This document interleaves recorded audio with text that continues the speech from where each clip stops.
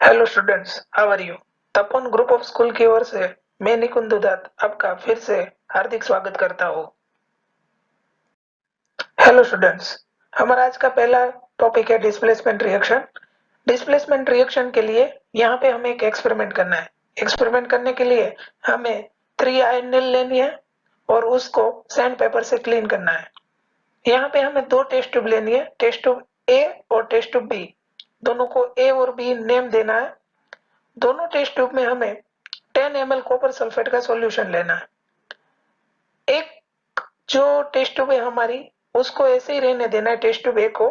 Test tube B के साथ हमें दो आयन को थ्रेड के साथ अटैच करके उसको कॉपर सल्फेट के सॉल्यूशन में ऐसे ही रखना है। और एक आयन जो हमारे पास बची है उसको कंपैरिजन के लिए हम साइड में रखेंगे। After 20 minute take out the iron from the copper sulphate solution. 20 minute के बाद हमें वो आयन कॉपर सल्फेट के सॉल्यूशन में से बाहर निकालने। Compare the intensity of the blue colour of copper sulphate solution in test tubes A and B. हमने एक्सपेरिमेंट से पहले ए और बी टेस्ट ट्यूब के अंदर कॉपर सल्फेट का सॉल्यूशन लिया था, लेकिन आफ्टर एक्सपेरिमेंट जो बी सॉल्यूशन है जिसमें हमने आयन डाली है, उसका जो कलर है ब्लू कलर, वो उसकी इंटेंसिटी थोड़ी कम होगी, मतलब लाइट ब्लू कलर होगा। Also compare the colour of ion dipped in the copper sulphate solution with the one kept aside. हमारे पास जो एक आयन है उसके साथ ये दोनों आयन की अगर कंपैरिजन करेंगे तो इसका कलर कुछ समवॉट चेंज होगा, जो कि उसका कलर होगा कॉपर जैसा। चलिए, हमने जो एक्सपेरिमेंट किया वो एक्सपेरिमेंट यहाँ पे हम लाइव करके देखते हैं। यहाँ पे हमारे पास एक बीकर है, बीकर के अंदर हम डालते हैं कॉपर सल्फेट का सॉल्यूशन। यहाँ आप देख सकते हैं कॉपर सल्फेट का जो सॉल्यूशन है उसका कलर ब्लू है और यहाँ पे हमने एक आयन को अंदर डिप करके रखा है। थोड़ी देर के बाद अगर हम आयन को बाहर निकालेंगे तो उसका कलर है वो नीचे से चेंज हो गया है, जो कि कॉपर जैसा कलर है। और ये जो ब्लू कलर की इंटेंसिटी है वो as compare to first initial जो कलर है उसका, उससे थोड़ी कम हो गई। ये एक्सपेरिमेंट में हमारे पास दो टेस्ट ट्यूब थी, टेस्ट ट्यूब ए और टेस्ट ट्यूब बी। एक कॉपर सल्फेट का सॉल्यूशन है जो एक्सपेरिमेंट के पहले उसका कलर था और ये एक्सपेरिमेंट के बाद का उसका सॉल्यूशन है। यहाँ पे आप देख सकते हैं कि जो टेस्ट ट्यूब है टेस्ट ट्यूब बी, उसमें कॉपर सल्फेट का कलर थोड़ा लाइट है, मतलब उसकी इंटेंसिटी कम है। और आयन अगर एक्सपेरिमेंट के पहले के आयन और बाद के आयन का कंपैरिजन करेंगे तो यहाँ पे आयनल taken out from copper sulphate solution, तो उसका कलर कॉपर जैसा हो जाएगा। Why does the INL become brownish in color and the blue color of copper sulfate solution fade? यहाँ पे INL का कलर ब्राउन क्यों हो जाता है और जो ब्लू कलर है कॉपर सल्फेट का उसकी इंटेंसिटी कम क्यों हो जाती है? The following chemical reaction takes place in this activity. यहाँ पे हमारे पास था कॉपर सल्फेट का सॉल्यूशन जिसका केमिकल फॉर्मूला है CuSO4, एक्वियस है वो, क्योंकि उसका सॉल्यूशन वाटर में और उसके अंदर हमने डाला था आयन जो कि था सॉलिड FeS विल्क्यूज। तो हमें इक्वेशन मिलता है FeSO4 जो कि आयन सल्फेट और कॉपर नीचे डिपॉजिट हुआ होता मिलता है हमें। यहाँ पे आप देख सकते हैं कि FeCuSO4 में कॉपर को निकाल के उसको डिस्प्लेस करके खुद अपनी जगह ले लेता है और कॉपर जो है वो नीचे हमें डिपॉजिट हुआ मिलता है। In this reaction, iron is displaced or remove another element, copper, from copper sulfate solution. This reaction is known as the displacement reaction. ये प्रोसेस को डिस्प्लेसमेंट रिएक्शन इसीलिए कहते हैं क्योंकि यहाँ पे एक एलिमेंट दूसरे एलिमेंट को डिस्प्लेस करता है। यहाँ पे हमें ये ध्यान में रखना होगा कि रिएक्टिविटी सीरीज में जो भी मटेरियल की रिएक्टिविटी ज्यादा होगी वो उससे कम वाले रिएक्टिव मटेरियल को डिस्प्लेस कर सकता है। अगर ये प्रोसेस को हम उल्टा करेंगे कि FeSO4 की सॉल्यूशन में अगर हम कॉपर डालेंगे तो ये प्रोसेस रिवर्स नहीं होगी, क्योंकि Fe है वो कॉपर से ज्यादा एक्टिव है। डिस्प्लेसमेंट रिएक्शन के अगर हम अदर एग्जांपल लेते हैं तो यहाँ पे दो एग्जांपल दिए। अगर कॉपर सल्फेट के सॉल्यूशन में अगर हम जिंक डालते हैं तो वो जिंक कॉपर को डिस्प्लेस करता है और हमें मिलता है ZnSO4 जो कि जिंक सल्फेट, और कॉपर जो है उसका डिपोजिशन मिलता है सॉल्यूशन के अंदर। सेम सेम दूसरा रिएक्शन है, अगर कॉपर क्लोराइड CuCl2 के सॉल्यूशन के अंदर अगर हम लेड डालते हैं तो लेड जो है वो कॉपर क्लोराइड के सॉल्यूशन में से डिस्प्लेस करता है और हमें मिलता है लीड क्लोराइड, और कॉपर जो है वो डिपॉजिट होता है नीचे सॉल्यूशन में। ऐसा क्यों होता है? Because zinc and lead are more reactive element than copper, they displace copper from its compound. यहाँ पे जिंक और लीड दोनों रिएक्टिविटी सीरीज में कॉपर से ज्यादा आगे। ये रिएक्टिविटी सीरीज क्या है और कैसे है वो हम चैप्टर नंबर 3 में देखेंगे। हमारा नेक्स्ट टॉपिक है double displacement reaction. Double displacement reaction वो एक तरीके से डिस्प्लेसमेंट रिएक्शन का ही दूसरा टाइप है, लेकिन डिस्प्लेसमेंट रिएक्शन में एक एलिमेंट दूसरे एलिमेंट को डिस्प्लेस करता है, यहाँ पे दो एलिमेंट एक दूसरे को डिस्प्लेस करते हैं। डबल डिस्प्लेसमेंट रिएक्शन समझने से पहले हम एक एक्सपेरिमेंट करते हैं। एक्सपेरिमेंट क्या है? Take about 3 milliliter of sodium sulfate solution in a test tube. In another test tube, take about 3 milliliter of barium chloride solution. हमारे पास दो टेस्ट ट्यूब है, एक में हमने लिया है सोडियम सल्फेट और दूसरे में हमने लिया है barium chloride. Mix the two solutions, what do you observe? हमें पता है कि सोडियम सल्फेट जो है वो लाइट ब्लू कलर का है और ये हमारे पास जो बेरियम क्लोराइड है वो कलरलेस है। You will observe that a white substance which is insoluble in water is formed. This insoluble substance form is known as the precipitate. Precipitate मतलब अवक्षेप, जो कि सॉल्यूशन के नीचे डिपॉजिट होते हैं। Any reaction that produce a precipitate can be called a precipitation reaction. कोई भी process में अगर हमें प्रेसिपिटेट मिलता है तो वो रिएक्शन को हम बोल सकते हैं प्रेसिपिटेशन रिएक्शन। हमारे पास यहाँ पे दो सॉल्यूशन थे। फर्स्ट सॉल्यूशन था सोडियम सल्फेट जिसका केमिकल फॉर्मूला Na2SO4, और दूसरा केमिकल है हमारे पास बेरियम क्लोराइड जिसका केमिकल फॉर्मूला है BaCl2। आप यहाँ पे देख सकते हैं कि दोनों में से यहाँ पे सोडियम और यहाँ पे बेरियम दोनों एक दूसरे को डिस्प्लेस करते हैं, मतलब Na2SO4 में से निकल के Cl2 के साथ रिएक्शन करेगा और BaCl2 के साथ निकल के SO4 के साथ रिएक्शन करेगा। तो हमें दो नए सॉल्यूशन मिलते हैं, जो कि यहाँ पे मिलेगा हमें बेरियम सल्फेट BaSO4 और सोडियम क्लोराइड NaCl। यहाँ पे आप देख सकते हैं कि यहाँ पे दोनों में एक्वियस लिखा है, यहाँ पे सॉलिड लिखा है। सॉलिड मतलब उसका प्रेसिपिटेट मिलता है। जो हमें ये एक्टिविटी के दौरान हमें जो व्हाइट कलर के नीचे पार्टिकल्स मिलते हैं वो है बेरियम सल्फेट के। What causes this? The white precipitate of BaSO4 is formed by the reaction of SO4-2 and Ba+2। हम 9th स्टैंडर्ड में देख चुके हैं कि कोई भी केमिकल कंपाउंड है वो आयन से बनते हैं। SO4 का जो है -2 आयन है, Ba का +2 है, सोडियम का +1 है, SO4 का -2 है। इसलिए यहाँ पे सोडियम के दो एटम्स SO4 के एक एटम के साथ, एक एटम तो नहीं बोल सकते, मॉलिक्यूल बोलेंगे, एक मॉलिक्यूल के साथ रिएक्शन करवाते हैं। The other product form is sodium chloride which remains in the solution। ये जो सोडियम क्लोराइड मिलेगा वो सॉल्यूशन में soluble रहेगा। Such reaction in which there is exchange of ion between the reactants are called double displacement reaction।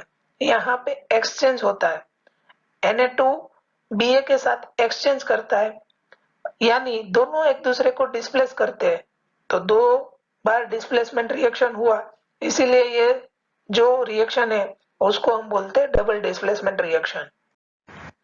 हमने जो previous double displacement reaction का experiment पढ़ा, हम उसको यहाँ पे प्रैक्टिकल करते हैं। हमारे पास ये टेस्ट ट्यूब में Na2SO4 मतलब सोडियम सल्फेट का एक सॉल्यूशन है। ये सोडियम सल्फेट के सॉल्यूशन में अगर हम बेरियम क्लोराइड का लिक्विड डालते हैं, सॉल्यूशन डालते हैं, तो यहाँ पे हमें व्हाइट प्रेसिपिटेट मिलते हैं।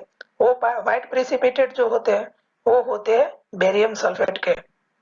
हमारा नेक्स्ट टॉपिक है oxidation and reduction process. Oxidation and reduction process दोनों किस तरह से होती है वो बाय एक्सपेरिमेंट हम पढ़ेंगे।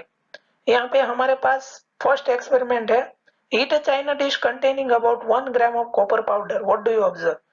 ये हमारा कॉपर पाउडर है, उसको हमने लिया चाइना डिश में और नीचे से हम उसको हीट देते हैं। जैसे ही हम हीट देंगे, ये जो कॉपर है वो टर्न हो जाएगा ब्लैक कलर में। The surface of copper powder become coated with black copper oxide. ये जो होता है वो कॉपर ऑक्साइड होता है CuO। Why has this black substance form? ये ब्लैक सब्सटेंस क्यों बनता है? This is because oxygen is added to copper and copper oxide is form. वो इसीलिए होता है क्योंकि कॉपर का अगर हम ऑक्सीडेशन कराते हैं with the help of heat तो हमें मिलेगा कॉपर ऑक्साइड। और ये जो प्रोसेस है जिसमें कॉपर के साथ ऑक्सीजन ऐड होता है, ये प्रोसेस को हम बोलेंगे oxidation of copper two copper oxide. यहाँ पे दोनों साइड जो केमिकल इक्वेशन है उसको बैलेंस किया गया है। अब यही प्रोसेस को हम आगे बढ़ाते हैं। If hydrogen gas is pass over the heated material CuO, the black coating on the surface turns brown as the reverse reaction takes place and copper is obtained। अगर CuO की प्रोसेस हम hydrogen के साथ कराएंगे और with the help of heat ये अगर reaction होगा तो हाइड्रोजन कॉपर ऑक्साइड के ऑक्सीजन के साथ रिएक्शन करा के वेपर बनाएगा, वाटर वेपर, और हमें फिर से कॉपर मिलेगा। अगर कोई भी सब्सटेंस है, if a substance gains oxygen during a reaction it is said to be oxidise. अगर कोई भी रिएक्शन में कोई सब्सटेंस को ऑक्सीजन मिलता है रिएक्टिविटी के दौरान, अगर वो गेन करता है तो वो प्रोसेस को हम बोलते हैं oxidise. If a substance loses oxygen during a reaction it is said to be a reduce, मतलब रिडक्शन रिएक्शन। यहाँ पे हम देख सकते हैं कि कॉपर के पास ऑक्सीजन है लेकिन with the help of heat and hydrogen gas वो कॉपर यहाँ पे ऑक्सीजन को लॉस करता है। तो अगर कोई भी प्रोसेस में सब्सटेंस ऑक्सीजन को लॉस करता है तो वो प्रोसेस को हम बोलते हैं रिड्यूस प्रोसेस या तो रिडक्शन प्रोसेस। यहाँ पे 1.29 में आप देख सकते हैं कि यहाँ पे कॉपर है वो ऑक्सीजन लॉस करता है लेकिन सामने हाइड्रोजन ऑक्सीजन को गेन करता है। तो ये प्रोसेस है उसमें हाइड्रोजन का ऑक्सीडाइज हुआ है और कॉपर का रिडक्शन हुआ है। तो ऐसी जो प्रोसेस है जिसमें एक रिएक्टेंट का जो है वो ऑक्सीडेशन होता है और दूसरे का रिडक्शन होता है, तो ये जो प्रोसेस है जिसमें ऑक्सीडेशन और रिडक्शन दोनों रिएक्शन होते हैं उसको बोलते हैं रेडॉक्स रिएक्शन। यहाँ पे हम देख सकते हैं कॉपर ऑक्साइड का रिडक्शन होता है कॉपर में और हाइड्रोजन का ऑक्सीडेशन होता है H2O में। अभी हमने देखा कि कोई भी प्रोसेस में ऑक्सीडेशन एंड रिडक्शन रिएक्शन दोनों होती है तो वो रिएक्शन को हम बोलते हैं रेडॉक्स रिएक्शन। यहाँ पे दो और एग्जांपल है, zinc oxide plus carbon will give zinc plus carbon monoxide. यहाँ पे आप देख सकते हैं कि जिंक ऑक्सीजन को लॉस करता है, मतलब वो रिडक्शन रिएक्शन है, और यहाँ पे कार्बन ऑक्सीजन को गेन करता है, मतलब वो ऑक्सीडेशन रिएक्शन है। तो ये प्रोसेस में दोनों होता है, ऑक्सीडेशन भी होता है और रिडक्शन भी होता है, इसीलिए ये प्रोसेस को हम बोलते हैं रेडॉक्स रिएक्शन। दूसरी हमारे पास एक इक्वेशन है MnO2 plus 4HCl will give MnCl2 plus 2H2O plus Cl2। यहाँ पे जो Mn है वो यहाँ पे ऑक्सीजन को लॉस करता है और यहाँ का हाइड्रोजन ऑक्सीजन को गेन करता है, इसीलिए ये प्रोसेस में दोनों प्रोसेस होती है, ऑक्सीडेशन भी होती है और रिडक्शन भी होती है, इसीलिए ये प्रोसेस जो है उसको हम बोलते हैं रेडॉक्स रिएक्शन। कोरोजन टॉपिक हमारा मोस्ट इंपोर्टेंट टॉपिक है। You must have observed that iron articles are shiny when new but get coated with a reddish brown powder when left for some time।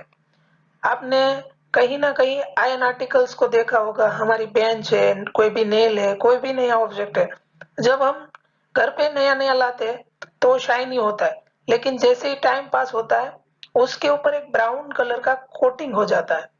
और अगर कोई भी चीज धीरे धीरे पुरानी होती है तो उसके ऊपर अगर आयन की चीज है तो ये ब्राउन कोटिंग हो जाता है।